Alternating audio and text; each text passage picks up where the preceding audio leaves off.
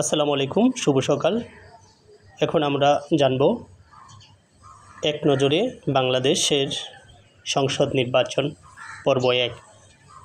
জেনে রাখা ভালো, এই পর্যন্ত বাংলাদেশ স্বাধীনতার পর 1971 সালের 16 ডিসেম্বর বিজয়ের পর 12টি জাতীয় সংসদ নির্বাচন অনুষ্ঠিত হয়েছে।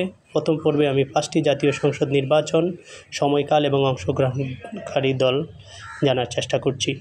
প্রথম জাতীয় সংসদ নির্বাচন 7 মার্চ 1973। প্রথম জাতীয় সংসদ নির্বাচনে অংশগ্রহণকারী দল 14টি। দ্বিতীয় জাতীয় সংসদ নির্বাচন অনুষ্ঠিত হয় 18 ফেব্রুয়ারি 1979।